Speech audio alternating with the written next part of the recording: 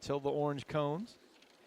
I don't know, Phil, I said that Sanford's going to win another men's title. Maybe I could, if the guys are listening for, Western, maybe that sparked a little bit of a, hey, we're going to win this 4x4. Yeah. An event that the Catamount men have done well in, but the ladies first. As batons in hand in the women's 4x400 first heat underway. ETSU's had the fastest time this year going in this section. They've run 4:04, which is a little bit over 61 seconds per individual.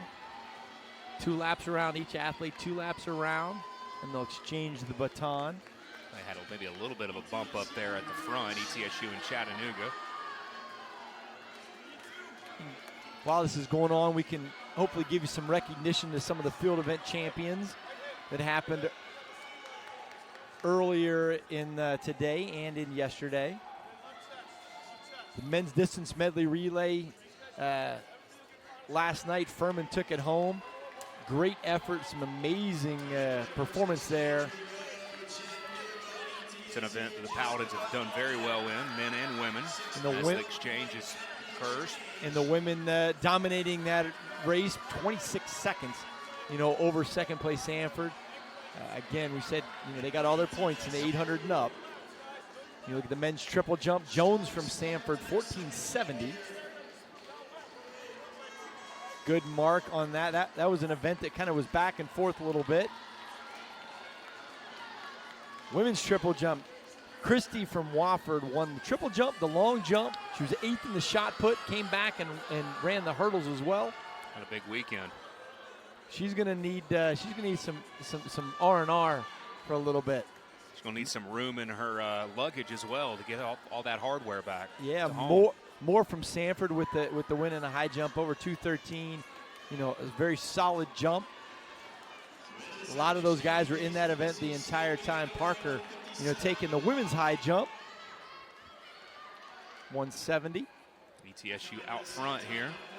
Continue to look at these results. And you get an idea at looking at these results about how Sanford has built these leads. I mean, as you said, field events don't get as much recognition, but it's a lot of Sanford Bulldogs on the podium in all these field events. Hey, I mean, there's a ton of points in the field. And, field events, I love them. I spent most of my career coaching them. They've got some great stuff. Men's shot put, Davis from Sanford. He was our champion. To Carter, Miss Carter, our women's champion. Your perspective is 42 feet. And then women's 3,000, Wilkes, who won the 5. She had won the 3,000 yesterday, last evening. And the men's side, Mr. Knight, he took it in a very Furman-dominated event. We've got 2 sections of this women's 4x4. This is the first section of 2. Chattanooga, ETSU, and the Citadel.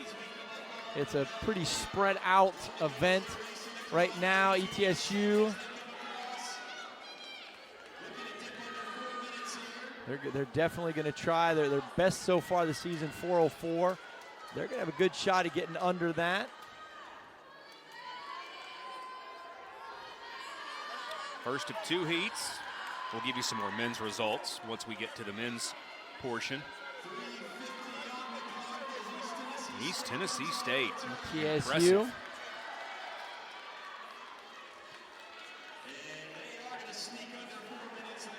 Just under 4 minutes, Brian. 3:59.30 for the Bucks.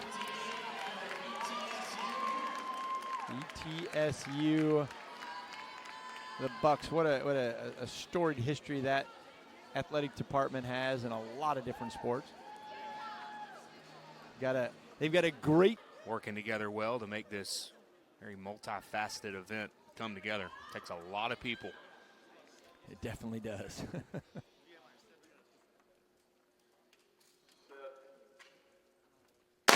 This is always so cool too, Brian, because everybody else is done. There's nothing else going on once you reach this point in the meet. So all the attention, a lot of, colleagues hanging over the rail, clapping, putting their warm-ups on. I mean, this is so cool. If you don't have a team in the 4x4 at the end of the meet, you kind of start missing out a little bit. And I mean, there's some individuals that can run relays that they don't necessarily excel individually, but they can get on a relay and put the stick in a hand. They're a different kind of individual. So Western Carolina has a long history in this race in the conference. So keep your eyes on the Catamounts in purple. Samford setting the pace right now. First handoff coming. Bulldogs are going to have it first. Samford Bulldogs, that is. Oh, a little bit of a collision there in the back of the field. Samford opening up a healthy edge. And it's always kind of the maneuvering of a coach, what you put where. Usually that first leg is somebody that, that's used to, starting or coming out of the blocks. You want somebody out there that can kind of give you a lead and give you a situation, which they did. The second leg, a lot of times, is an 800-meter runner, somebody that's a little bit stronger that can kind of push the pace. Anytime I had a really good 800-meter runner, they typically ran that second leg. Catamounts have overtaken second, trying to eat into that gap as the next handoff on the way. And Furman's, surprisingly to me, he's showing some great resilience coming up. They're in second place right now, going into the third handoff. There's a purple battle for second right now. Samford has a pretty commanding lead, about 50 meters over second place. Then you got Furman, you have Western Carolina, and Wofford. You'll start to see them as we'll pan out and let's see that second packet, folks. Can anybody cut into this gap that Samford has created? Wofford takes over second. All Samford right now with one handoff to go. But the real battle is that second place. I mean, because they're going back and forth between Wofford, Western Carolina, and Furman. It would have to take a drop stick or something to happen for Samford not to win this, but who's going to take second?